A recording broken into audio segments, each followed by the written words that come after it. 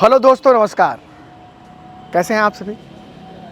Lord's में आज से टेस्ट मैच शुरू हो रहा है भाई। सीरीज़ का तीसरा टेस्ट मैच। सीरीज़ अभी तक 1-1 की बराबरी पे, और दोनों टेस्ट जो हुए हैं उसमें 5-5 पूरे 5-5 दिन के खेल चले हैं। सीरीज़ में बहुत कुछ हुआ, बहुत एक्शन हुआ, बहुत ड्रामा हुआ, कहने सुनने को बहुत कुछ। लेकिन इंग्लिश मीडिया में कहने सुनने के लिए बस एक चीज़ है। इंग्लैंड के सारे अखबारों ने, सारी टेलीविज़न मीडिया ने और यूट्यूब मीडिया ने इस टेस्ट मैच को दो बंदों के नाम पे बेचा है, Jasprit Bumrah versus Jofra Archer. भाई जोर है इन गेंदबाजों का, लेकिन शोर भी इन्हीं के नाम का है। मतलब सारा फोकस इन दोनों पे आके टिक गया है। लाजमी तौर पे यार, अगर जोफ्रा आर्चर पूरे 4 साल बाद वापसी कर रहे हैं टेस्ट क्रिकेट में लाल बॉल से, तो सुर्खियों में रहेंगे, जाहिर सी बात है। बुमराह ने तो बस एक टेस्ट मैच में आराम किया था, लेकिन दोनों का कद ऐसा है कि तुलना हो रही है कि बुमराह ने तो कमबैक किया तो 5 विकेटों के साथ किया, जोफ्रा आर्चर कैसे करेंगे and all those things. Jofra Archer के लिए आसान तो नहीं होने वाला दोस्तों। मैंने कहा 4 साल बाद वो आखिरी टेस्ट मैच खेले थे, तब कोरोना काल चल रहा था। अगर दिन गिन कर बताएं तो पूरे 1595 दिनों के बाद 1595 दिनों के बाद जोफ्रा आर्चर की लाल बॉल से वापसी हो रही है। और इन 4 सालों में 1595 दिनों में उन्होंने लाल बॉल से गेंदबाजी कितनी की है, हैरान रह जाएंगे आप। सिर्फ 18 ओवर। वो 18 ओवर भी इस टेस्ट मैच से पहले 10-15 दिन पहले एक फर्स्ट क्लास मैच में उन्होंने किए। 1 विकेट उन्हें मिला। स्पीड ठीक थी, रिदम लेकिन अच्छा नहीं था। मतलब लाइन लेंथ बात नहीं दिख रही थी। खैर, इंग्लैंड वाले जोश में हैं कि आपके पास बुमराह है तो हमारे पास आर्चर है। लेकिन ऐसा कहते कहते शायद वो भूल गए कि इसी जेफरी बायकॉट ने, नासिर हुसैन ने, माइकल वॉन ने 2 दिन पहले अपने गेंदबाजों की ऐसी खबर ली थी। ओ भाई, क्रिस वोक्स को उन्होंने कह दिया ये घोड़ा बूढ़ा हो चुका है घोड़ा। कार्स की उन्होंने क्लास लगाई, क्योंकि इंग्लैंड ने रन भी तो बहुत खाए थे ना। लेकिन इंग्लैंड क्या कर सकता है, इंग्लिश टीम क्या कर सकती है? पूरे घर को तो बदल नहीं सकती। एक ऑप्शन उन्होंने देखा कि टंग को बाहर कर दो, जोफ्रा आर्चर को ले आओ। लेकिन उनकी गेंदबाजी में एक गड्ढा हो तो समझ में आता है, तो गड्ढे ही गड्ढे दिख रहे हैं। उनका बशीर जो है यार, ऑफ स्पिनर,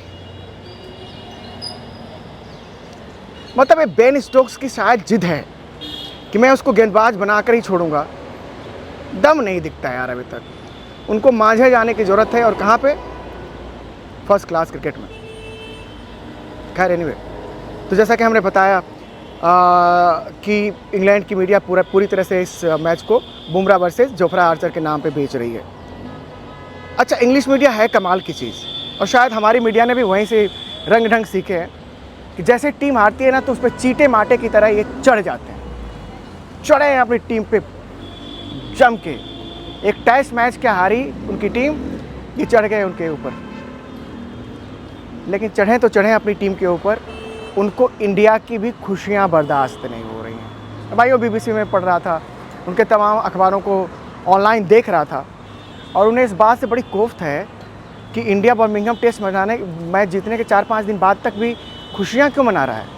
वो लिखते हैं कि भाई ये टीम तो पूरी की पूरी युवराज सिंह के प्रोग्राम में फंक्शन में गई थी, और वहाँ पे इन्होंने गजब लुत्फ़ उठाया। बड़े खुश दिख रहे थे कप्तान, और वो कोच गंभीर साहब जो इतने गंभीर और गमज़दा से दिखते हैं, उनके भी चेहरे पे स्माइल है। तो छीन लोगे क्या है यार दोस्तों? हमें खुशी मिली है तो मिली है। हम जीते हैं एक टेस्ट मैच, हारे हैं एक टेस्ट मैच, हमारे साथ खुशियाँ हैं।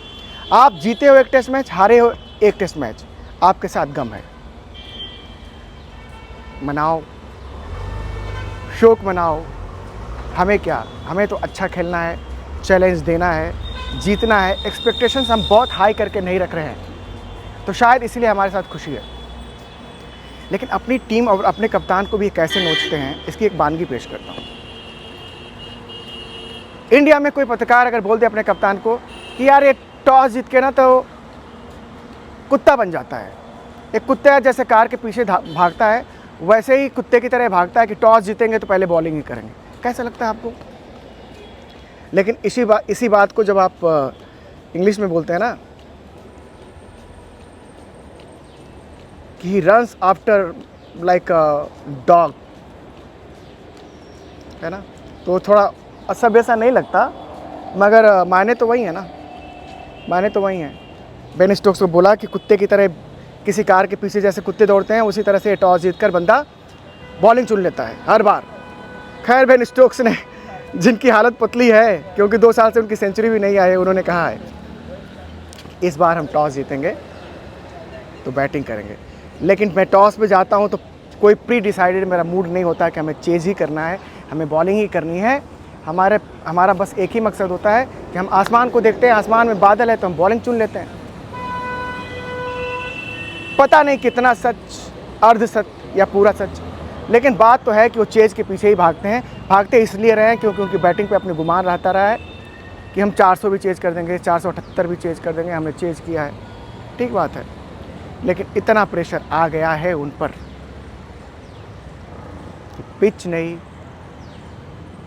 पिच का मिजाज नया, और अब टॉस के पहले बयान नया कि इस बार टॉस जीतेंगे तो पहले बैटिंग करेंगे। अरे भाई, जिन 2 टेस्ट मैचेस हुए हैं उनमें से एक में आपने टेस्ट जीता, एक में इंडिया ने जीता। दोनों बार टॉस आपने जीता, दोनों बार आपने बॉलिंग ली। एक बार तो बॉलिंग करने का फैसला आपका ठीक साबित हुआ ना, फिर इतनी चिंता क्यों?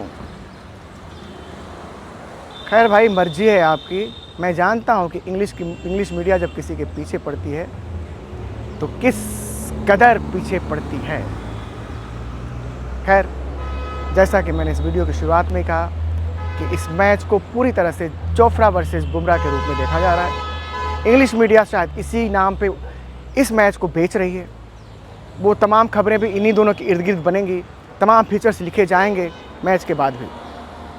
खैर दोस्तों, हमारा फोकस सिर्फ बुमराह वर्सेस जोफ्रा पे नहीं है। जो खबरें आती रहेंगी, जो अच्छी बातें होती रहेंगी, हम वीडियो के रूप में आपके सामने लाते रहेंगे। तब तक प्लीज़ चैनल को सब्सक्राइब कीजिए। Have a great day. Bye bye.